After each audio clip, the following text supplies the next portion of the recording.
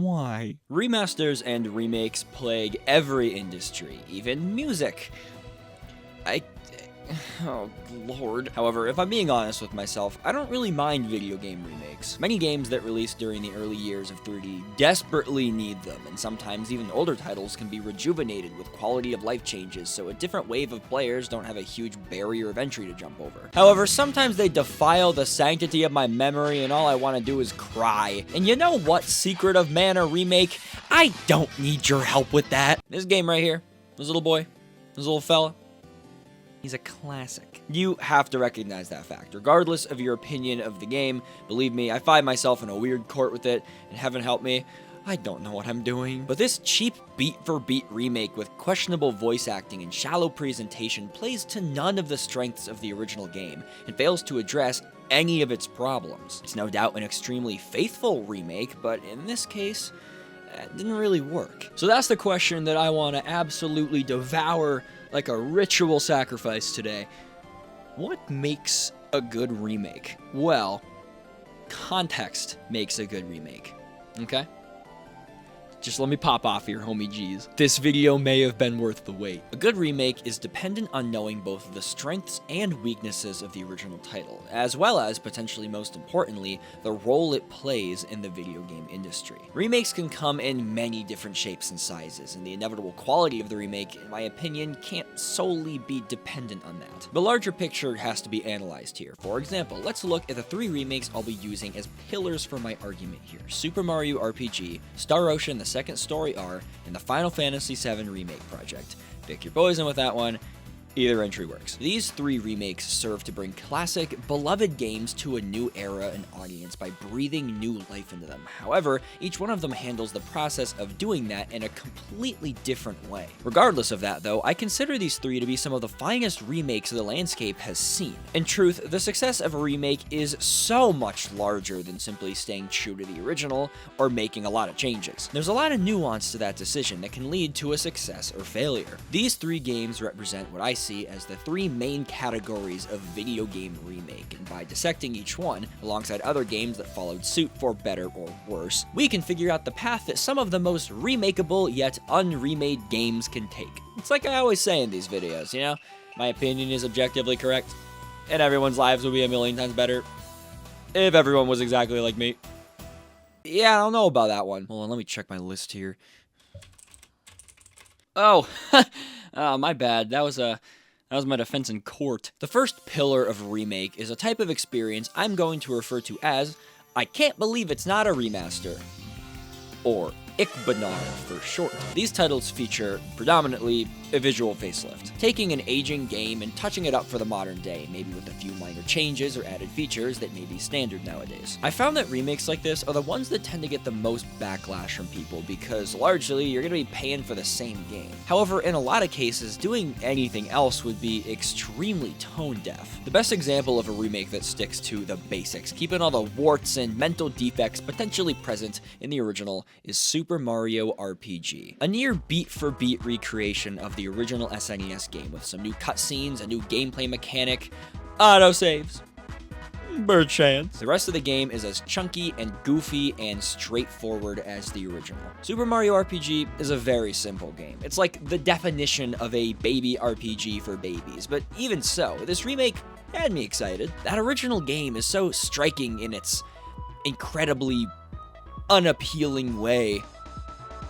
Kind of looks like it smells. But it's an incredibly unique art style and combat system that Mario would never attempt again. The gameplay is really nothing more than a Final Fantasy game with a Mario skin slapped on top with some timing-based attacks and defense mechanisms to keep it more engaging from moment to moment. However, the thing people primarily remember this game for is the comedic angle that everything takes. From Mario's stupid expression to the new characters in the form of Malo and Geno, it's the memorable opening act, the diorama-style visuals that no game in in the Mario RPG sphere would ever try to replicate. Fans of Legend of the Seven Stars are tied to the minute intricacies of that original experience, so a very faithful remake is obviously the right way to have gone. It's got simple visuals, stiff camera angles, rigid and awkward animations, basic combat, and a low level of difficulty. It looks and feels as if they took that original game and put a 3D filter something over it. But no AI filters here, no sir. The transition is extremely calculated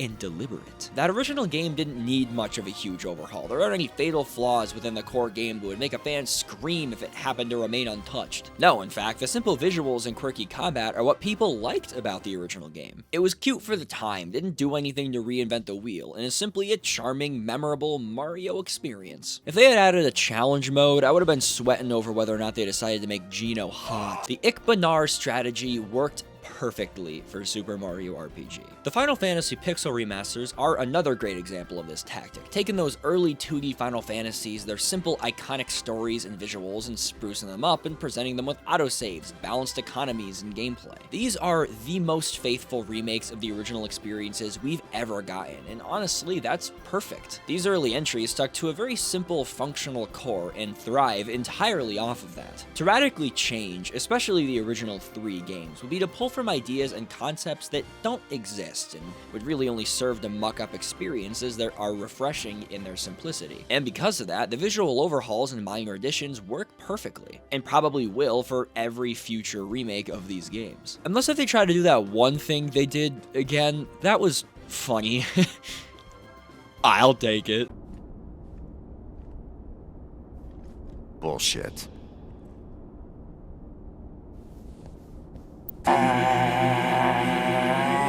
Another interesting example is SpongeBob Battle for Bikini Bottom Rehydrated, which, like, barely counts as a remake.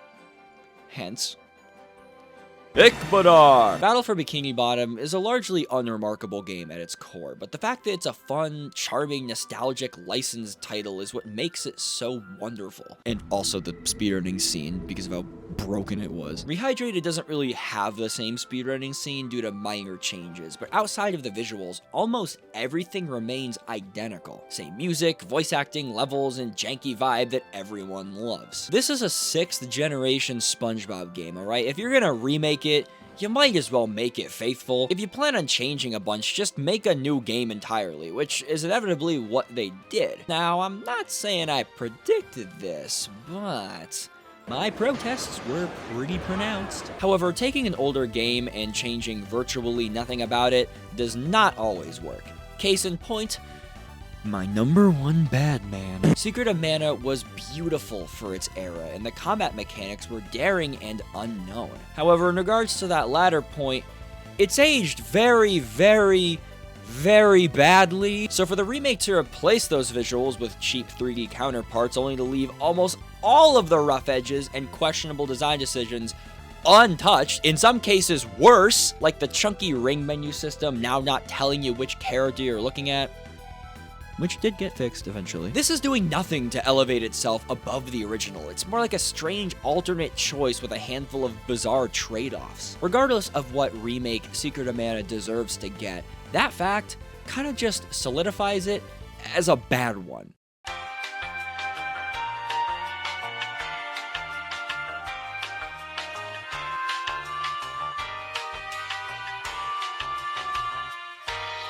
Pokemon remakes are a hilariously controversial topic, and it's one that I kind of genuinely despise, but lacking your essential improvements from Platinum, visuals that look cheap and plasticky, brand new ways to snap challenges in half, and modern design philosophies injected into the experience without that experience being modified to accommodate. Why? Pokemon experiences are living, breathing communities. Super simple beat-for-beat remakes like this, in my eyes, just don't fit. Especially when Diamond and Pearl were the first games in the series to really lean into the online potential. They have a near insurmountable legacy within the franchise, and to see that treated so carelessly was very disappointing. And thus, these games were quickly forgotten as the unremarkable experiences that they are. So it's important to consider if a game calls for a faithful remake. What do people like about the original? Are the quirks of the experience what make it memorable? Was the game created to fill a very specific niche in the market? If so, you should probably stay rather similar to the original game. Zelda 2 is a title I think would benefit from this exponentially. This weird, funky game with tons of rough edges that don't really need a ton of work to buff out. It sports such a unique, fascinating legacy within the series that seeing it get a visual overhaul and some balancing changes would be a really cool thing to see. Though it's a fine line to walk, because changing too much about a game can result in the remake jumping ship straight into... Sometimes remaking a game isn't as easy as taking an old experience, upping the res, and slapping it on a new platform. Most older games require a lot more time and care if you really want them to stand alongside releases of the modern day. Furthermore, most games don't have the luxury of being able to fall back upon a cult fanbase that's in love with all of its quirks and mental disabilities. Case made in an apple of my eye style, love of my life point, Star Ocean: The Second Story is a game that's always 5 seconds away from its duct tape coming loose and imploding the code into a plate of pasta.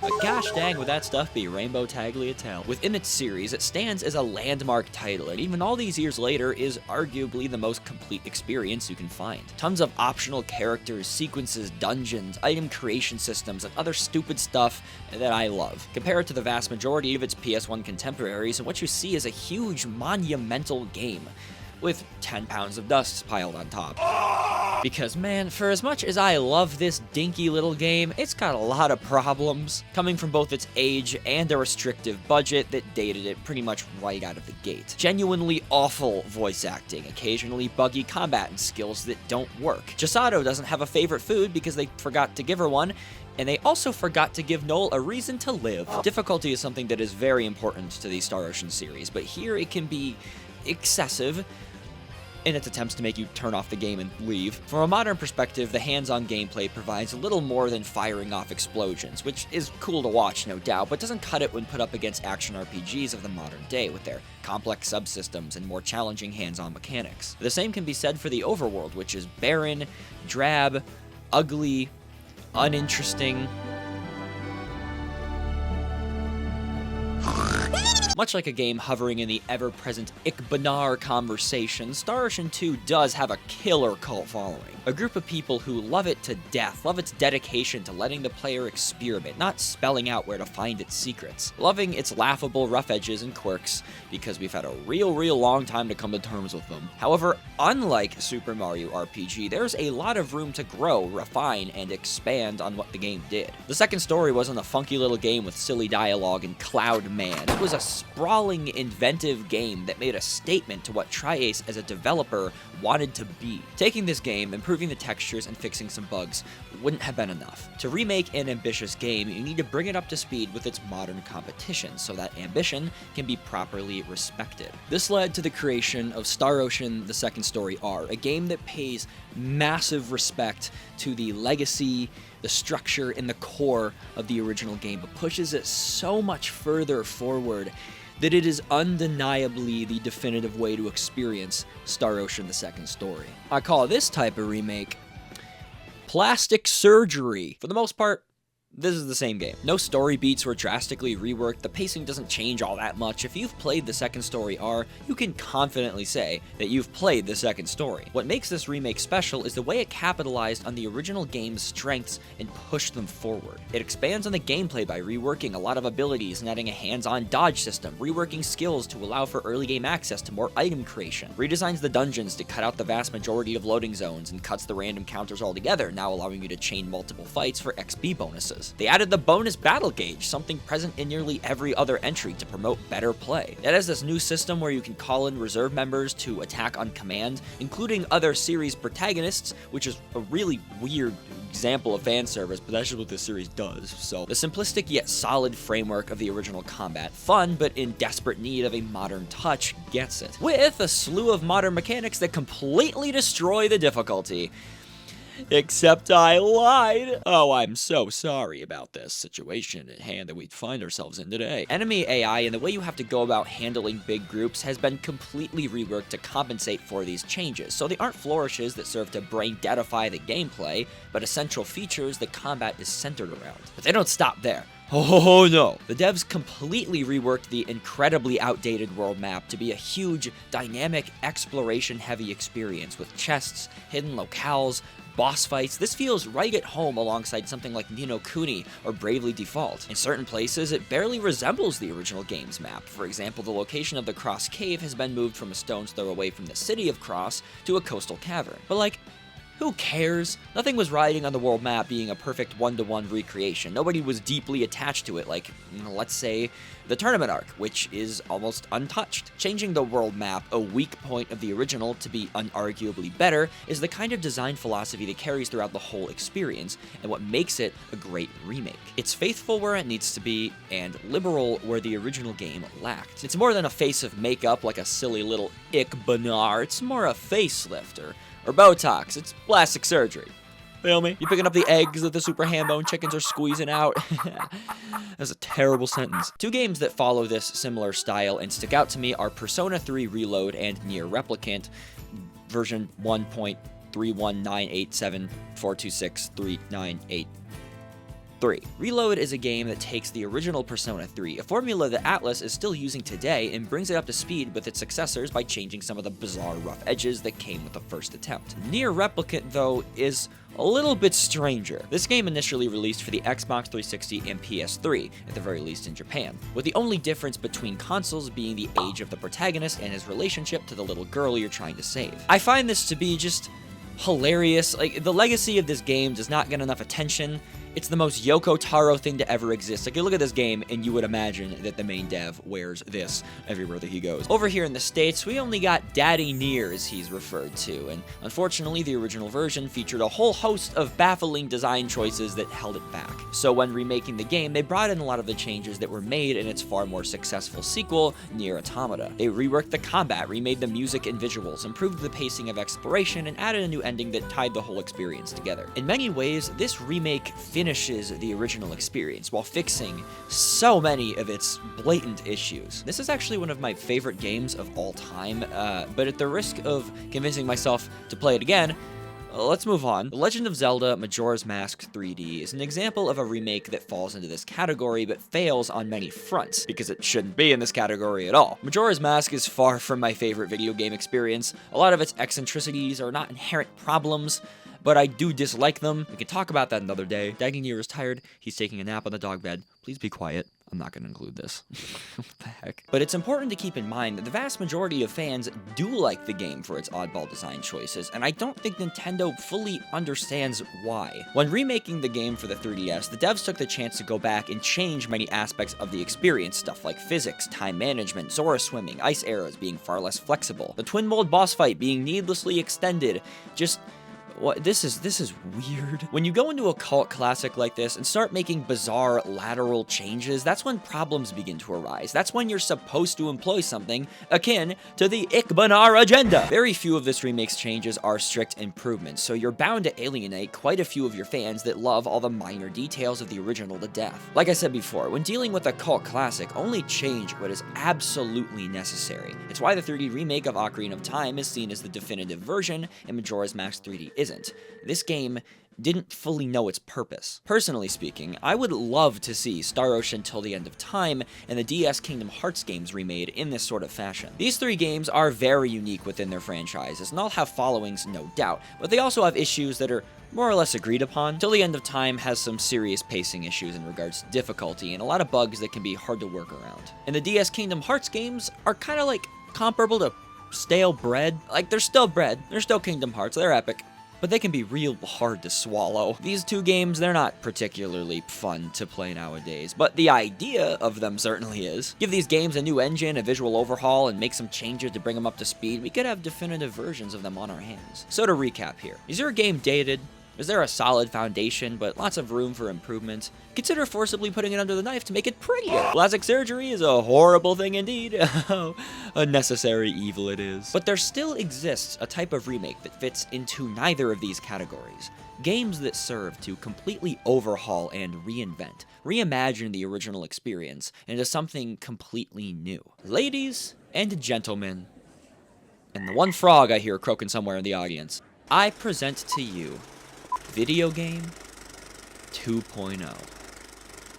Let's return to Majora's Mask 3D for a minute. A remake that, in a lot of ways, fumbles its execution from a conceptual level. People love this game because of the specific intricacies that make it so different from anything else the franchise has to offer. A lot of those intricacies were changed, and not always for the better. Certain things like the save system and the Bomber's Notebook being overhauled were really just to save a couple headaches, but why would you do this? This serves to satisfy nearly nobody. The whole point of the Giant's Mask was to make the fight really easy, and now it just takes forever. The way I see it, the project should have been handled like Ocarina of Time 3D, where the vast majority of the experience remains identical, but with like a higher frame rate. Better models and textures, bug fixes, and quality of life changes. For some experiences, that's really all you need. There really isn't anything here that a fan of the original game would have had a problem with, unless if they simply preferred the original experience for nostalgic purposes, which, honestly, is valid. A lot of the changes made in Majora's Mask 3D weren't flaws from the original, simply changes made that muddle the original vision of the game. If the whole point of the game was that you could tackle it in a lot of different ways,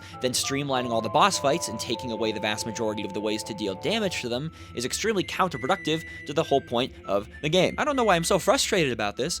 I don't even like it all that much. When it comes to games that don't need an overhaul, or more importantly, when the fans don't want one, don't give them one. Either that, or do something completely different. We're gonna switch gears here and talk about Ocarina of Time for a moment, because this is a game with a reputation that will never be obtained by any game ever again. Despite its age and the amount of things it pioneered, it doesn't really call for a total overhaul. The game is actually very solid, and even though games inside and outside of the Zelda series have done pretty much all of its ideas better, the game fails in nothing. A lot of people want an Ocarina of Time remake, but I pose this question: what kind of remake? We already have an Ikbanar remaster/remake sort of thing that buffed out some of the scratches. Do you really want another beat-for-beat recreation? We don't need that. These games don't need that. At that point, I'd rather just see people make a new game entirely. What I'd like to see, though, is a remake that doesn't attempt to replace that original experience, but something that takes its framework and creates something wholly new, making a statement to the industry all over again. Final Fantasy VII is like Ocarina of Time in that it represents something wholly unique for the franchise. A massive step forward for technology, cinematography, storytelling, gameplay. It's a landmark title with significance that will never be replicated. It's also a game with a whole host of seizures and strokes. This was embarrassing for the time. I mean, like, not the whole thing, but the story and gameplay, while commendable no doubt, do have quite a few issues with pacing, the beginning with its extremely long intro that doesn't enforce the game's structure for about 5 to 6 hours, and the ending, which unfortunately underwhelmed many. A beloved game, no doubt, but room to grow. So some plastic surgery, maybe a tummy tuck, would have been really cool to see. A remake that closely resembles the original's pacing and structure, but pushes everything farther forward. I know that there are a lot of people who wish that the Final Fantasy VII Remake project was sticking closer to the original, and I understand that, but here's why I argue against it. More so than any individual set piece or gameplay mechanic or character or story beat, the core of Final Fantasy VII lies in its ambition, the desire to redefine what the series was. Out of the 3 mainline Final Fantasies in the PS1, 7 is not the best one. That title would go to 9 as potentially the best entry in the franchise, at least according to my opinion. But that game didn't completely reinvent the series or make a jump to a new console generation. For as good as the execution was,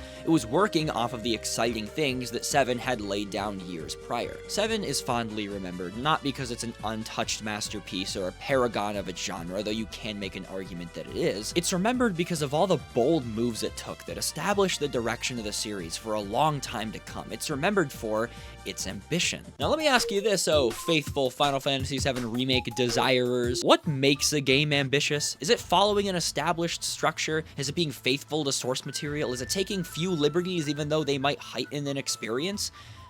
No. Now I'm gonna kill you! Whoa. If Final Fantasy VII got a remake that stuck extremely close to the original experience, while it would be nice to see that original turn-based combat again, and the overworld, maybe an expanded Midgar and a new super boss or two, I can't imagine how anybody wouldn't be underwhelmed. When you mention the concept of a modern Ocarina of Time remake, my mind starts to go crazy with all the possible places they could take it. The same goes for Final Fantasy VII. These are games that took their respective franchises to new frontiers, so in my eyes, it's only fitting that the 7 remake is so unfaithful, but as a result, so ambitious and impactful. It's a little harder to remember nowadays since 16 and Rebirth are out, but the post-Final Fantasy 15 fandom was a weird place to exist. On one hand, the game was huge, explosive, it put 13 to shame in scope and scale, but on the other evil hand, the game was unfinished and buggy and greedy and borderline incomprehensible a lot of the time. It's the video game definition of not letting your left hand know what your right is doing. When 7 Remake came around, it was a huge breath of fresh air, a far more focused, palatable experience with a tighter combat system, better storytelling practices, and even better visuals. This game was freaking huge. Everyone I knew wanted it, and everyone I've spoken to in person holds extremely fond memories of it. It might be the game that comes up most often in regards to that generation of JRPGs alongside stuff like Persona 5. It absolutely defines PS4 RPGs, just like Final Fantasy VII defined PS1 RPGs. And it wouldn't have been able to do that if it stuck to the framework of the original turn-based combat, world map, set pieces that beg to be expanded upon. None of this is to bash the original experience, but simply to say that if Final Fantasy VII was released today, as is, but with modern visuals, neither its gameplay or story would be ambitious, because the series expanded on a lot of its core design philosophies. But taking the core identity of ambition and bolstering it with modern RPG design, stuff like a non-traditional world map, a different pace and structure to the adventure, heavily reactionary combat, more fleshed out character personalities, suddenly we have an experience that rivals the original Final Fantasy VII in regards to impact on the genre. Now, what this inevitably means is that remakes like this come around very, very rarely, because rarely do games call for it. These games are also really expensive to make. But it also means that if you've played the 7 remake, you haven't, by any means, played 7. And this is where the definition of remake begins to blur, because the 7R project isn't intended to provide a definitive Final Fantasy VII experience, it's giving us another path to walk entirely. So that does raise the question of how good it is from a remake perspective. That's why I think the word reimagining works better here. The naming scheme of this stuff just makes me want to scream. One game within this category that comes to mind as a bit of a lost opportunity is the Resident Evil 3 remake. While the remakes of Resident Evil entries 2 through 4 aren't as drastic of a shift as 7R, just look at this. One is crinkly, and the other eats uranium for calories. I'm not really sure which is which, though. This is a reimagining, but Resident Evil 3 was notably shorter than the others, truncating gameplay segments and cutting out a lot of the original's interesting ideas, like the adaptive AI for Nemesis being replaced with scripted segments. This is a drastic remake and in no way replaces the original, but it also doesn't really stand toe-to-toe with it or its contemporaries. If you're completely reinventing a classic, know what to pull from the original and where you can be more liberal. In 7R's case, it would be stupid to ditch a beloved character and replace them with a brand new one. However, fighting the big snake before Sephiroth stabs it through? Not a big change. Cloud always being chosen by Corneo instead of there being a chance for any of them to get chosen? Not a big change. Nobody's crying over it, except for me, when I think about this guy. So to recap, is your game's legacy one of extreme prestige? Is its impact rooted in ambition? Or simply, does that original game really need a remake? If you answer yes to one or more of these questions, you may be one Shigeru Miyamoto. Remake Mario Paint as an open-world RPG right now. Do it right now. I want you to do it right now. Do it right now. These past few years have seen some absolutely mind-boggling games get remade in some pretty cool ways. And it feels like a lot of them are front and center, getting more attention and love than the big new releases. I don't think this is necessarily a lack of creativity within the industry like many claim. I think it more has to do with AAA titles slowly drifting away from what people actually want, which is a completely different topic I don't want to talk about right now. But as for the next big remake to get announced, I know I'll be excited for what they do to breathe life into an old favorite or an elusive title I may have never gotten to. Life is more fun when you're happy and not screaming on subreddits about how they gave your favorite female a sports bra. Does this largely affect your experience? How on earth will this affect the trout population? But choosing what route to take when remaking a game is just as important as the inevitable quality of said game. Recently, rumors surrounding a potential Final Fantasy IX remake claim it won't be as big of an affair as 7R. And that's fine. The game's legacy doesn't really call for it, and oversaturating your series with constant huge blockbuster remakes will only confuse people looking in. So I will once again step up to my soapbox.